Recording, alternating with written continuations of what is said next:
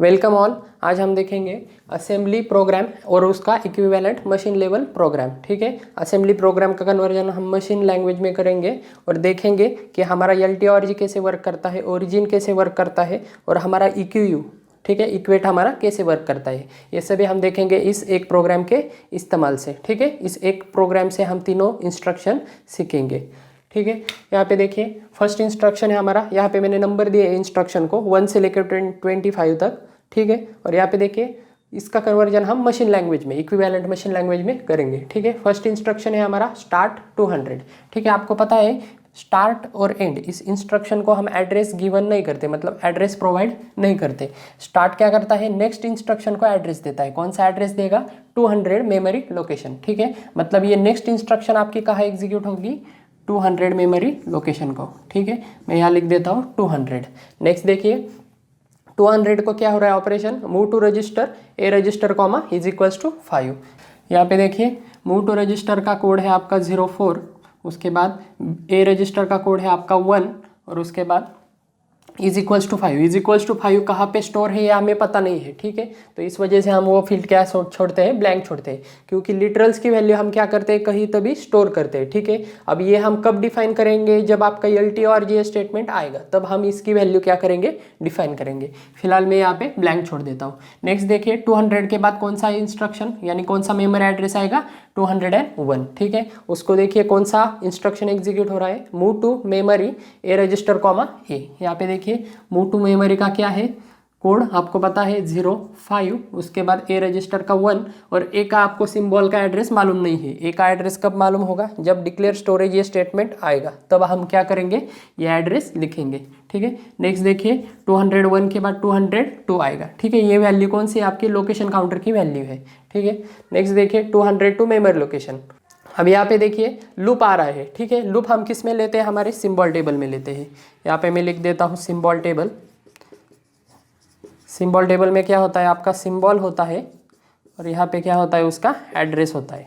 ठीक है, यहाँ पे मैं देता हूँ फर्स्ट एंट्री कौन सी, आपकी लूप की। ठीक है, लूप का एड्रेस क्या आ गया हमारा 202। मैं यहाँ पे देता हूँ एड्रेस 202, क्योंकि लेबल का एड्रेस कौन सा एड्रेस होता है, जहाँ पे वो एग्जीक्यूट हुआ है, मतलब जहाँ पे वो यूज हुआ है वही एड्रेस क्या होता है, उस लेबल का एड्रेस होता है। लेबल यानी इसे हम क्या कहते हैं, सिंबल कहते हैं। इस सिंबल को भी हम सिंबल कहते हैं, मतलब इसे भी सिंबल कहते हैं, और लेबल को भी हम क्या करते हैं, सिंबल टेबल में ही क्या करते हैं, इंक्लूड करते हैं। ठीक है, यहाँ पे देखिए मूव टू रजिस्टर, लेबल का हम कोड नहीं लिखेंगे, मतलब इसका कोई कोड नहीं होता, हम इसके आगे क्या करेंगे, जो भी इंस्ट्रक्शन है उसका मशीन कोड लिखेंगे। ठीक है, मूव टू रजिस्टर का कोड है आपका 04, उसके बाद देखिए ए रजिस्टर का 1 और ए का आपको मालूम नहीं है, ब्लैंक छोड़ दिया। उसके बाद देखिए move to register, move to register का क्या कोड है, 203 को क्या हो जाएगा 04, उसके बाद ए रजिस्टर और बी का आपको मालूम नहीं है, ब्लैंक छोड़ दिया। उसके बाद देखिए एडिशन, एडिशन का क्या है 204 01 एडिशन के लिए, सी रजिस्टर के लिए 3 और यहाँ पे इज इक्वल्स टू 1। आपको पता नहीं है ये कहाँ पे स्टोर है, इसलिए हमने क्या कर दिया, ब्लैंक छोड़ दिया। नेक्स्ट देखिए डायरेक्टली हम 12 इंस्ट्रक्शन को आते हैं। ठीक है, ब्रांच ऑन कंडीशन। अब यहाँ पे 6 नंबर की इंस्ट्रक्शन थी हमारी 204, तो हमारे 12 नंबर की इंस्ट्रक्शन कौन सी होगी, 204 प्लस 6 अगर कर दिए तो कितने हो जाएंगे, 210। ठीक है, नेक्स्ट इंस्ट्रक्शन आपकी एग्जीक्यूट होगी 210 को। ठीक है, मैं यहाँ पे शॉर्ट में आपको तीनों एग्जाम्पल बता रहा हूँ, इसलिए मैंने यहाँ पे शॉर्ट में लिखा है। आपको एग्जाम में ऐसा नहीं आएगा, आपको एग्जाम में क्या होते हैं, एक के बाद एक ही आते हैं। ठीक है, मैं यहाँ पे तीनों आपको एक्सप्लेन कर रहा हूँ, तीनों कंसेप्ट एडवांस असेंबलर डायरेक्टिव्स के, इसलिए मैं बड़ा प्रोग्राम है इसे मैंने क्या किया है, शॉर्ट किया है। ठीक है, इस वजह से यहाँ पे मैं डायरेक्टली ले रहा हूँ। ठीक है, यहाँ पे देखिए 12 नंबर की इंस्ट्रक्शन को क्या एग्जीक्यूट हो रहा है, आपका branch on condition. Branch on condition का कोड क्या है, आपको पता है 007। उसके बाद देखिए एनी का क्या है 6 और उसके बाद देखिए नेक्स्ट आपको पता नहीं है। जब भी नेक्स्ट आपको फाइंड आउट मिलेगा, मतलब जब भी हम नेक्स्ट फाइंड करेंगे, नेक्स्ट का लेवल जब भी फाइंड करेंगे तब हम उसकी वैल्यू क्या करेंगे, लिखेंगे। ठीक है, नेक्स्ट देखिए 210 के बाद कौन सा आता है, 211। ठीक है, LTORG को हम एड्रेस नहीं देते एक्चुअली, LTORG और ओरिजिन और आपका एंड स्टार्ट, इन्हें क्या नहीं देते, हम एड्रेस नहीं देते, और डिक्लेयर स्टोरेज को भी एड्रेस नहीं देते। तो LTORG क्या करता है, आपको पता है LTORG क्या करता है, आपके लिटरल्स को क्या करता है, एड्रेस प्रोवाइड करता है। मतलब LTORG स्टेटमेंट आने के बाद आपके जितने भी लिटरल्स आए हैं उन्हें क्या होता है, एड्रेस प्रोवाइड किया जाता है। मतलब आपका लिटरल टेबल क्रिएट होगा, आपका लिटरल टेबल क्रिएट होगा, इस टेबल में क्या होगा, आपका लिटरल होगा और यहाँ पे उसका एड्रेस होगा, ठीक है। और यहाँ पे फर्स्ट लिटरल का क्या होगा, यहाँ पे सीरियल नंबर होगा, ठीक है। फर्स्ट लिटरल कौन सा आ रहा है, LTORG के ऊपर देखिए, इज इक्वल्स टू 5 पहला आ रहा है और इज इक्वल्स टू 1 क्या आ रहा है, सेकंड आ रहा है। तो पहला कौन सा आएगा आपका, इज इक्वल्स टू 5 और दूसरा कौन सा आएगा, इज इक्वल्स टू 1। पहले को हम क्या एड्रेस प्रोवाइड करेंगे 211 और दूसरे को क्या करेंगे 212, ठीक है। समझ में आ रहा है, पहले लिटरल को एड्रेस जा रहा है 211, यहाँ पे देखिए इज इक्वल्स टू 5 में लिटरल टेबल में लिख देता हूँ 211 और सेकंड लिटरल को एड्रेस जा रहा है 1 लिटरल को एड्रेस जा रहा है हमें 212, ठीक है। लिटरल ओरिजिन LTORG क्या करता है, उसके पहले जितने भी लिटरल्स आए हैं उन्हें क्या करता है, सिंपली एड्रेस प्रोवाइड करता है, ठीक है। अब नेक्स्ट 5 वैल्यू क्या हो रही है, इसको सेट हो रही है। जैसे हम डिक्लेयर कांस्टेंट करते हैं तब यहाँ पे क्या लिखते हैं, 5 लिखते हैं, वैसे यहाँ पे भी लिखेंगे 0000005, ठीक है। 5 वैल्यू क्या हो रही है, इस एड्रेस को स्टोर हो रही है।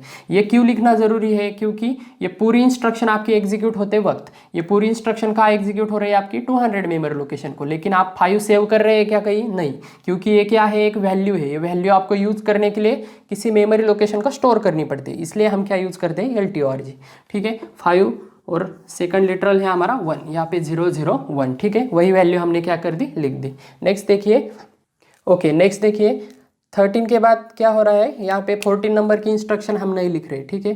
14 नंबर की क्या हो रही है इंस्ट्रक्शन, हम डायरेक्टली जंप कर रहे हैं 15 नंबर को। इस वजह से 212 के बाद कौन सा एड्रेस आएगा, 213, जो किसका एड्रेस होगा, आपके 14 नंबर का, जो हम नहीं लिख रहे। इस वजह से 15 नंबर का डायरेक्टली हम क्या लिखेंगे, यहाँ पे 15 नंबर का इंस्ट्रक्शन लिख रहे हैं, इस वजह से डायरेक्टली यहाँ पे एड्रेस कौन सा आ रहा है, 214 आ रहा है, ठीक है। नेक्स्ट देखिए क्या है इसमें, नेक्स्ट क्या है, अब आपका लेबल है। लेबल हम कहाँ ऐड करेंगे, आपके सिंबल टेबल में। आपको पता है लेबल हम कहाँ ऐड करते हैं, सिंबल टेबल में। और लेबल का एड्रेस कौन सा एड्रेस होता है, जहाँ पे वो एग्जीक्यूट हुआ है। कहाँ पे एग्जीक्यूट हुआ है, 214, तो यहाँ पे आएगा 214। अब यहाँ पे देखिए नेक्स्ट की जहाँ भी हमने लेबल यूज़ किया है पहले, वहाँ क्या लिख देंगे हम 214, तो यहाँ क्या आ जाएगा 214, ठीक है। समझ में आ रहा है। यहाँ पे नेक्स्ट यूज़ किया है, एनी का फ्लैग ऑलवेज 1 सेट होता है, मतलब ब्रांच ऑन कंडीशन से डायरेक्टली कहाँ पे जंप हो जाएगा, वो नेक्स्ट पे जंप हो जाएगा। मतलब 210 से कहाँ जंप हो जाएगा, 214 को, ठीक है। ये इंस्ट्रक्शन एग्जीक्यूट नहीं हो गया, डायरेक्टली कहाँ जंप हो जाएगा, 214 को,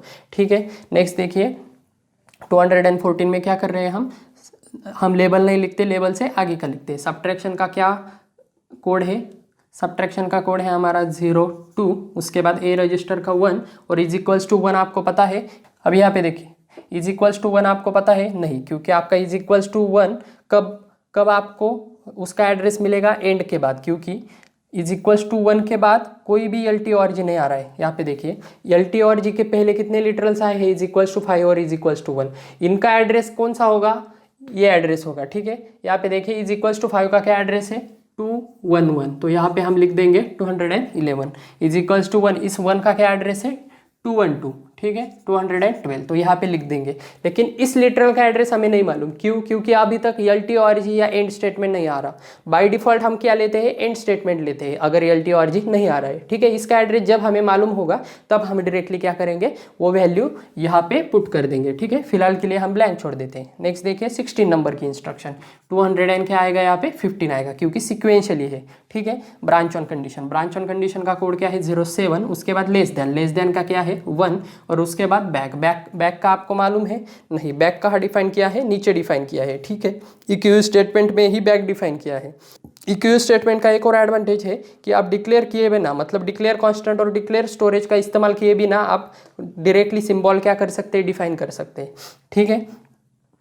और इसकी वैल्यू कौन सी होगी, बैक की वैल्यू आपकी लूप की वैल्यू होगी, ठीक है। ये आपको पता है इक्यू क्या काम करता है, ठीक है। हम आगे देखेंगे, बैक हम क्या कर देते हैं, ब्लैंक छोड़ देते हैं, ठीक है। नेक्स्ट देखिए 216 को कैसे एग्जीक्यूट हो रहा है, लास्ट क्या हो रहा है, स्टॉप हो रहा है। लास्ट आपको पता है नहीं पता, ठीक है। यहाँ पे मैं लेबल का नाम लिख देता हूँ लास्ट। लेबल का एड्रेस कौन सा एड्रेस होता है आपका, इसका एड्रेस, मतलब जहाँ पे एग्जीक्यूट हो रहा है वही एड्रेस क्या होता है, लेबल का एड्रेस होता है। यहाँ पे मैं लिख देता हूँ 216। नेक्स्ट देखिए स्टॉप, स्टॉप का कोड आपको पता है 000000। नेक्स्ट देखिए 216 के बाद क्या आएगा 217। अब यहाँ पे देखिए ओरिजिन, ओरिजिन को हम एड्रेस प्रोवाइड नहीं करते, ठीक है। ओरिजिन क्या करता है, आपके नेक्स्ट इंस्ट्रक्शन को क्या करता है, एड्रेस देता है। जैसे आपका स्टार्ट क्या करता है, नेक्स्ट इंस्ट्रक्शन को क्या करता है, एड्रेस देता है। नेक्स्ट इंस्ट्रक्शन कहाँ से एग्जीक्यूट होगी ये बताता है। सिमिलरली ओरिजिन क्या करता है, नेक्स्ट इंस्ट्रक्शन कहाँ से एग्जीक्यूट होगी ये बताता है। नेक्स्ट स्टेटमेंट कहाँ से एग्जीक्यूट हो रहा है ये हमें बताता है। अब यहाँ पे देखिए ओरिजिन को कोई एड्रेस नहीं है, लेकिन ओरिजिन क्या कर रहा है, लूप +2 कर रहा है। आपको लूप की वैल्यू पता है क्या है, 202। तो नेक्स्ट मेमोरी एड्रेस क्या होगा आपका 204, क्योंकि 202 + 2 कितने हो जाएंगे, 202 + 2 हो जाएंगे हमारे 204। हमने पिछले वीडियो में एग्जांपल देखा था, यहाँ पे आपको डायरेक्टली समझ में आ जाएगा, ठीक है। यहाँ पे देखिए मल्टीप्लिकेशन, 204 को क्या हो रहा है, मल्टीप्लिकेशन, मल्टीप्लिकेशन। अब यहाँ पे देखिए पहले भी 204 हमने यूज़ किया है, लेकिन ये इंस्ट्रक्शन एग्जीक्यूट होने के बाद क्या हो रहा है, ये इंस्ट्रक्शन आ रहा है। इस वजह से इसमें जो भी डेटा होगा वो क्या हो जाएगा, इस डेटा से क्या हो जाएगा, और राइट हो जाएगा, ठीक है। एग्जाम में जनरली सेम एड्रेस नहीं देते, ठीक है। यहाँ पे हो रहा है लेकिन कोई बात नहीं, ठीक है। यहाँ पे वो एड्रेस क्या हो जाएगा, मतलब उसका डेटा क्या हो जाएगा, और राइट हो जाएगा, मतलब ये इंस्ट्रक्शन एग्जीक्यूट हो जाएगा सक्सेसफुली, और बाद में 204 मेमोरी लोकेशन क्या करेगा, वो यूज़ करेगा, ठीक है। एक बार आपका एग्जाम्पल, मतलब एक बार आपका इंस्ट्रक्शन यूज़ करने के बाद हम मेमोरी लोकेशन क्या कर सकते हैं, बार बार इस्तेमाल कर सकते हैं, ठीक है। यहाँ पे देखिए 204 को क्या हो रहा है, मल्टीप्लिकेशन हो रहा है। मल्टीप्लिकेशन का क्या कोड है आपका 03, उसके बाद सी रजिस्टर का 3, और बी का एड्रेस आपको मालूम नहीं है, इस वजह से ये क्या कर दिया, ब्लैंक छोड़ दिया। नेक्स्ट देखिए अब ओरिजिन क्या किया, नेक्स्ट एड्रेस आपका कहाँ से स्टार्ट किया, 204 से। अब नेक्स्ट देखिए फिर से ओरिजिन आ रहा है लास्ट +1। अब लास्ट का एड्रेस आपको पता है क्या, लास्ट का एड्रेस है 216। 216 + 1 कितना हो जाएगा, 217। तो नेक्स्ट एड्रेस कहाँ से एग्जीक्यूट होगा, 217। ओरिजिन क्या करता है, आपका नेक्स्ट एड्रेस क्या करता है, एग्जीक्यूट करता है, किससे, आपके जो भी यहाँ पे ऑपरेंड स्पेसिफिकेशन में जो भी वैल्यू है उससे। यहाँ पे आप डायरेक्टली 217 भी लिख सकते हैं, लेकिन अगर हमने यहाँ पे 200 का अगर हमने 300 किया तो यहाँ पे फिर से हमें 316 लिखना पड़ेगा, 317 लिखना पड़ेगा। यहाँ पे हमने 500 किया तो यहाँ पे 517 लिखना पड़ेगा। लेकिन अगर हमने सिंबल प्लस नंबर इसका कॉम्बिनेशन यूज़ किया तो यहाँ पे हमने कोई भी वैल्यू अगर दी होगी 3 बिट में, ठीक है, कोई भी वैल्यू अगर हमने दी होगी तो डायरेक्टली आपका ये सिंबल क्या करेगा, उसे यूज़ कर सकता है। समझ में आ रहा है। तो इस वजह से हम क्या करते हैं, यहाँ पे लेबल यूज़ करते हैं, डायरेक्टली वैल्यू यूज़ नहीं करते। वैल्यू अगर हमने यूज़ किया तो यहाँ पे अगर चेंज हुआ तो यहाँ पर भी हमें क्या करना पड़ेगा, चेंज करना पड़ेगा। नेक्स्ट देखिए क्या 217 को क्या एग्जीक्यूट हो रहा है, ds मालूम है आपको। ds के लिए हम क्या करते हैं, कोई कोड नहीं होता, ठीक है, सिर्फ मेमोरी लोकेशन होती है। नेक्स्ट देखिए ds कहाँ डिक्लेयर हुआ है आपका, 217 को। तो ये लेबल आपका कहाँ लिखेंगे हम, सिंबल टेबल में लेबल लिखेंगे 217। नेक्स्ट देखिए EQU क्या करता है, आपका लूप का एड्रेस किसे देता है, आपके बैक को देता है। आपको सिंटैक्स पता है, symbol EQU and address specification. आपका एड्रेस किसे देता है, आपके सिंबल को देता है। यहाँ पे देखिए बैक क्या हो गया, सिंबल हो गया। तो यहाँ पे सिंबल टेबल में क्या हो जाएगा, आपका बैक आ जाएगा, और बैक का एड्रेस कौन सा होगा, आपके लूप का एड्रेस ही क्या होगा, बैक का एड्रेस होगा, ठीक है। लूप का एड्रेस क्या है, यहाँ पे देखिए 202, तो बैक का एड्रेस भी क्या हो जाएगा, 202। नेक्स्ट देखिए बैक के बाद, ठीक है, इस EQU स्टेटमेंट को भी हम कुछ भी एड्रेस प्रोवाइड नहीं करते, क्योंकि ये क्या करता है, असेंबलर को डायरेक्ट करता है, ठीक है, इसको कोई एड्रेस नहीं होता। नेक्स्ट देखिए 218 को आपका एग्जीक्यूट हो रहा है ds क्या हो रहा है, b, मतलब b डिफाइन हुआ है। तो नेक्स्ट सिंबल हम लिखेंगे सिंबल टेबल में b, जिसका एड्रेस क्या होगा, 218, ठीक है। और नेक्स्ट देखिए नेक्स्ट क्या हो रहा है आपका, एंड को भी कोई एड्रेस नहीं होता है, ठीक है। लेकिन आपको मैंने बताया था अगर LTORG नहीं आ रहा, LTORG एक बार स्टेटमेंट आने के बाद, मतलब ये पहले 2 लिटरल आपके क्या हो गए, सेट हो गए, लेकिन यहाँ पे देखिए तीसरा लिटरल आया है, किसके बाद आया है, LTORG के बाद आया है। तो ये तीसरा लिटरल आपका कौन, इसको एड्रेस कौन प्रोवाइड करेगा, आपका एंड, क्योंकि बाय डिफॉल्ट कौन देता है, एंड देता है। अगर एंड के पहले अगर कोई LTORG स्टेटमेंट आया होता, इसके जैसे ही LTORG यहाँ पे आया होता, तो उसका एड्रेस हम किसे देते, इस 1 को देते, लेकिन कोई नहीं आया है, इस वजह से एंड का एड्रेस हमें किसे देना पड़ेगा, 1 को देना पड़ेगा। यहाँ पे देखिए 218 के बाद कौन सा एड्रेस आएगा, 219, तो इज इक्वल्स टू 1 इस वैल्यू को हम कौन सा एड्रेस देंगे 219, ठीक है, समझ में आ रहा है। इज इक्वल्स टू 1, ये हमारी क्या हो गई, थर्ड एंट्री हो गई, और इस थर्ड एंट्री को एड्रेस क्या हो गया, सेट 219, ठीक है, समझ में आ रहा है। अगर यहाँ पे LT ओरिजिन होता तो LT ओरिजिन में जो भी एड्रेस आता, मतलब पहले इंस्ट्रक्शन के बाद जो भी एड्रेस आता वो हम उसे क्या कर देते, प्रोवाइड कर देते, ठीक है। LT ORG के हम और भी आगे एग्जाम्पल देखेंगे मल्टीपल LT ORG यूज़ करके, तो उसमें आपको ज़्यादा समझ में आएगा, ठीक है। यहाँ पे देखिए इज इक्वल्स टू 1 को हमने एड्रेस असाइन किया 219, सिंपली आप वैल्यू क्या कर देते हैं, एक्सचेंज कर देते हैं।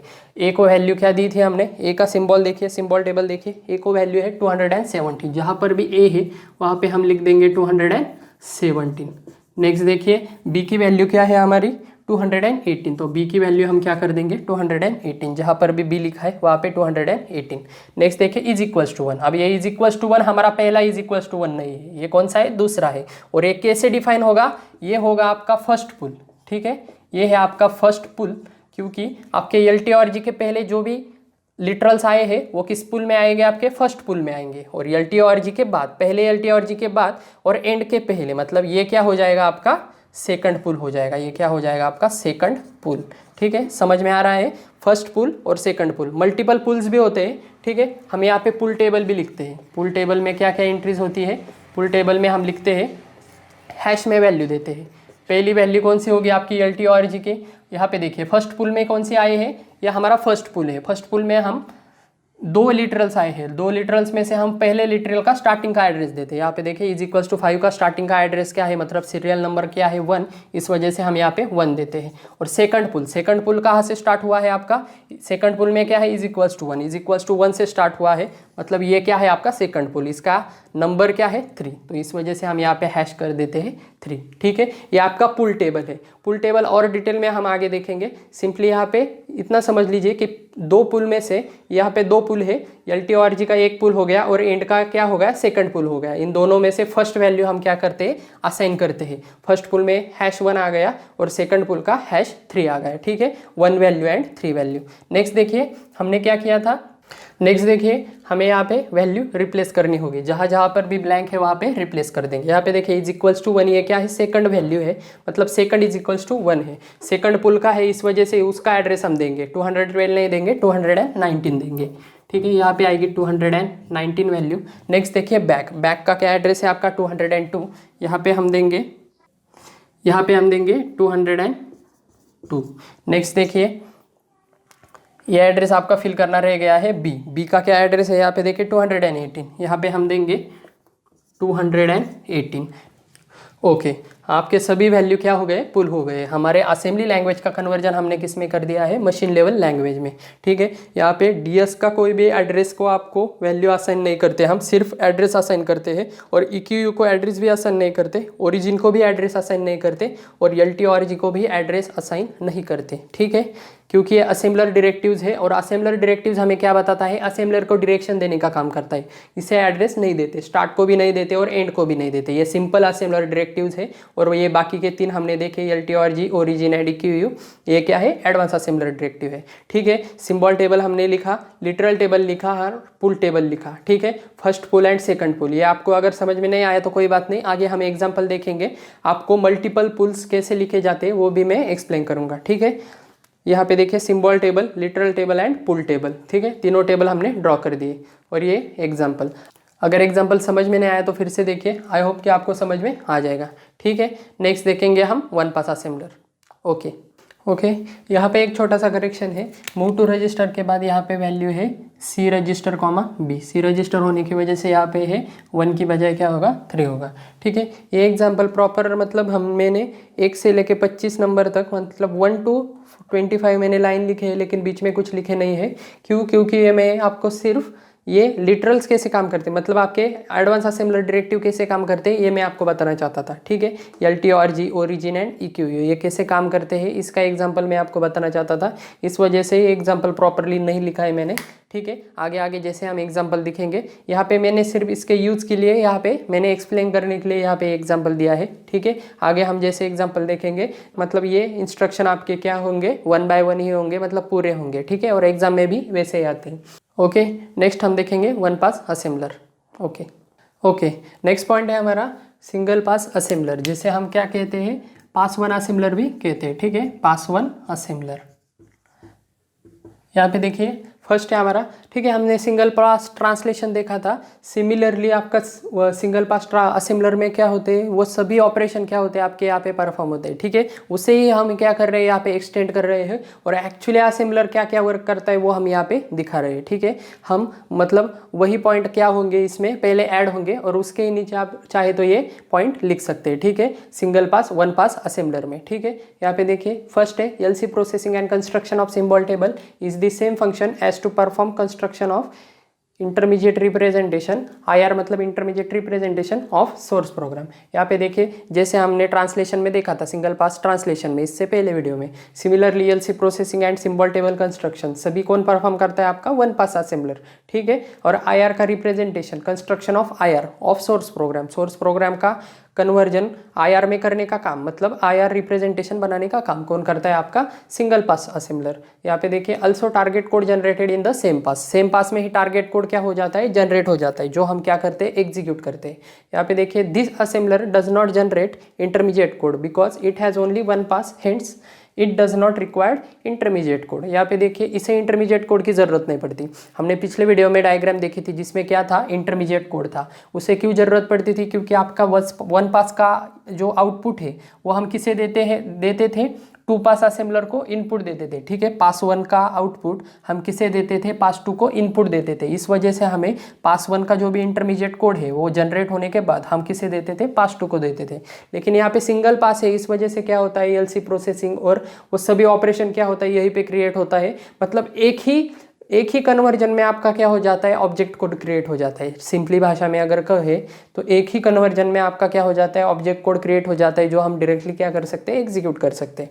यहाँ पे देखिए next, this process use suitable data structure as and when required. यहाँ पे देखिए जैसे भी सुटेबल डेटा स्ट्रक्चर जब भी रिक्वायर्ड होंगे तभी वो डायरेक्टली क्या करते हैं, यूज करते हैं, क्योंकि एक ही पास है, जो भी लग रहा है वो डायरेक्टली क्या करते हैं, यूज करते हैं। नेक्स्ट देखिए same some data structure store machine language knowledge called predefined data structure. अभी आपको पता है मशीन नॉलेज डेटा स्ट्रक्चर मतलब आपके मशीन लेवल के जो भी डेटा स्ट्रक्चर हो गए, यानी आपका ऐड हो गया 01 जिसका कोड है 01, सब्ट्रैक्शन का 02, मूव टू रजिस्टर का हो गया 04, मूव टू मेमोरी का 05, ठीक है। जितने भी प्रीडिफाइंड कोड है आपके मशीन लैंग्वेज के, जो है आपके असेंबली का कन्वर्जन आपको मशीन में करने के लिए लगते हैं, वो सभी क्या होते हैं, यहाँ पे स्टोर होते हैं, ठीक है। उसे हम क्या कहते हैं, प्रीडिफाइंड डेटा स्ट्रक्चर, ठीक है। नेक्स्ट देखिए and some symbol table and literal table are use called translation time data structure.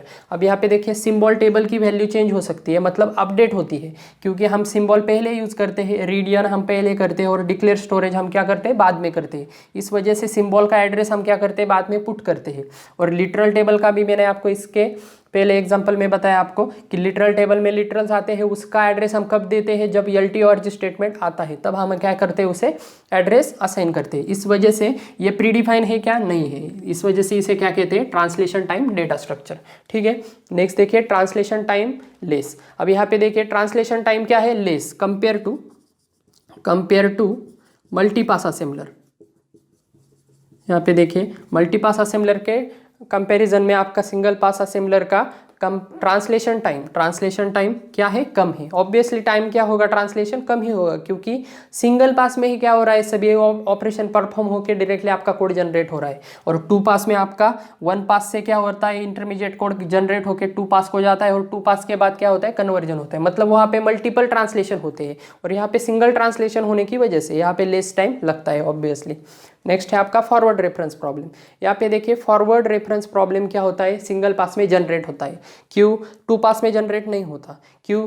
Forward reference problem मतलब क्या है, यहाँ पे डेफिनेशन लिखी है मैंने, a forward reference of source program entity is a reference to the entity in some statement in a source code which occurs before the statement of definition और declaration of the entity. अब कोई भी entity आप लीजिए, ठीक है, रीडियन हमने लिया था, ठीक है, रीडियन हमने लिया था और डिक्लेयर कहाँ किया था, नीचे किया था। डिक्लेयर क्या किया था, यन डिक्लेयर स्टोरेज 1, ये हमने क्या किया था, नीचे किया था। अब हमने यूज पहले किया और डिक्लेयर बाद में किया, ऐसा चलता है क्या। असेंबलर क्या करता है, इसे फॉरवर्ड रेफरेंस प्रॉब्लम कहते हैं हम, ठीक है। हम पहले डायरेक्टली यूज नहीं कर सकते, इसे हम क्या कहते हैं, मतलब यहाँ पे क्या जनरेट होता है, प्रॉब्लम जनरेट होता है। अब हमें क्या करनी पड़ती है, n की वैल्यू क्या करनी पड़ती है, जो भी इसका एड्रेस आएगा उससे हमें रिप्लेस करनी पड़ती है ये प्रॉब्लम सॉल्व करने के लिए। पहले क्या होता था, 2 पास में ये रिजॉल्व होता था डायरेक्टली। क्यों? क्योंकि आपका पूरा प्रोग्राम स्कैन होता था, उसके बाद कन्वर्जन होता था, कन्वर्जन होने के बाद उसको इंटरमीडिएट कोड में स्कैन करने के बाद जो भी एड्रेस लगते थे वो डायरेक्टली आपका 2 पास क्या करता था, पास 2 में उसका जो भी एड्रेस लगते थे वो रिप्लेस होते थे और बाद में उसका कन्वर्जन होता था। लेकिन सभी ऑपरेशन यहाँ पे क्या हो रहे हैं, 1 पास में हो रहे हैं। मतलब एक साथ आपका एग्जीक्यूशन और एड्रेस देना, ये दोनों काम एक साथ नहीं हो सकते 1 पास में। इस वजह से क्या हो रहा है, फॉरवर्ड रेफरेंस प्रॉब्लम जनरेट हो रहा है। अब ये सॉल्व कैसे करेंगे हम, इसकी टेक्निक है बैक पैचिंग से जरिए। बैक पैचिंग इस मेथड के जरिए हम क्या करते हैं, सॉल्व करते हैं। अब ये कैसे करते हैं, हमने पिछले वीडियो में देखा था। हम क्या करते हैं, table of incomplete instruction table, okay, table of incomplete instruction, ये हम क्या करते हैं, एक टेबल क्रिएट करते हैं जिसमें क्या होते हैं, जितने जितने आपके सिंबल को क्या हुए हैं, एरर आए हैं, उनकी हम एंट्री लिखते हैं। क्या लिखते हैं, सिंबल का नाम लिखते हैं और एड्रेस लिखते हैं। ठीक है, पिछले वीडियो में देखिए, आपको समझ में आ जाएगा। और इसकी मदद से हम क्या करते हैं, असेंबलर को बताते हैं कि इन स्टेटमेंट को या इन एड्रेस को आपको क्या लग रहा है, फॉरवर्ड रेफरेंस लग रहा है, जिसकी मदद से आपका असेंबलर बाद में क्या करता है, उसे रिजॉल्व करता है। ठीक है, आपके टेबल ऑफ इनकम्प्लीट इंस्ट्रक्शन में एंट्रीज होती है किसकी, जिनको आपको फॉरवर्ड रेफरेंस लग रहा है, जिस सिंबल को आपको फॉरवर्ड रेफरेंस लग रहा है पहले मालूम नहीं है। ठीक है, यहाँ पे n होगा, उसकी वैल्यू आपको पता नहीं है एड्रेस, वो TII टेबल में उसे कहा, एरर जनरेट हुआ है 101 में, 102 में, आप पिछले वीडियो में देखे, आपको समझ में आ जाएगा, एग्जांपल दिया है मैंने। तो वो रिजॉल्व कौन करता है, आपकी बैच पैचिंग मेथड के जरिए TII टेबल में क्रिएट किया जाता है और आपका असेंबलर उसे क्या करता है, रिजॉल्व करता है। ठीक है, ज़्यादा इंफॉर्मेशन के लिए आप रेफरेंस बुक या टेक्स्ट बुक स्टडी कर सकते हैं। ठीक है, बाय डिफ़ॉल्ट आपका 1 पास असेंबलर में फॉरवर्ड रेफरेंस प्रॉब्लम सॉल्व नहीं होता, हमें मेथड यूज करनी पड़ती है बैक पैचिंग की, जिसकी मदद से TII टेबल क्रिएट किया जाता है। TII टेबल क्या करता है, एंट्रीज लिखता है, जिसमें एंट्रीज होती है, पेयर में एंट्रीज होती है, और जिसमें क्या होता है, आपकी जितने भी सिंबल को फॉरवर्ड रेफरेंस लग रहा है, मतलब उसका एड्रेस आपको मालूम नहीं है, तो उसे एड्रेस आपको लग रहा है तो हम वो TII टेबल में डालते हैं और आपका असेंबलर उसे क्या करता है, बाद में रिजॉल्व करता है। ठीक है, पास 2 असेंबलर में ये प्रॉब्लम नहीं होता, क्योंकि पास 2 में डायरेक्टली क्या किया जाता है, रिजॉल्व किया जाता है 2 पास होने की वजह से। ठीक है, forward reference problem I hope आपको समझ में आ गया होगा। पिछले वीडियो में मैंने एग्जाम्पल दिया है TII टेबल में कैसे एंट्रीज डालते हैं, उसका डिटेल में मैंने दिया है। ठीक है, डायग्राम आप देख सकते हैं 1 पास असेंबलर की। सिंपली आपका सोर्स प्रोग्राम का कन्वर्जन किस में होता है, ऑब्जेक्ट कोड में होता है, और ये डायरेक्टली क्या हो जाता है, एग्जीक्यूट हो जाता है। मशीन नॉलेज का इंस्ट्रक्शन होना चाहिए, मतलब इंस्ट्रक्शन का उससे नॉलेज होना चाहिए, जैसे 01, 02, 04 किस लिए यूज़ हो रहा है, move to register, move to memory, इनका नॉलेज होना चाहिए, जिसे हम प्रीडिफाइंड टेबल कहते हैं। और ट्रांसलेशन टाइम डेटा स्ट्रक्चर भी उसे मालूम होना चाहिए, मतलब symbol table, literal table, forward reference table, pool table. ठीक है, बहुत सारे टेबल है, वो भी उसे क्या होने चाहिए, मालूम होने चाहिए। सिंपली है, सिंपल डायग्राम है, आप लिख लीजिए। ठीक है, नेक्स्ट हम देखेंगे नेक्स्ट वीडियो में 2 पास असेंबलर, जिसमें आपको प्रॉब्लम नहीं आता फॉरवर्ड रेफरेंस का। ठीक है, नेक्स्ट वीडियो में हम देखेंगे 2 पास असेंबलर। तो इस वीडियो में इतना ही था, थैंक यू।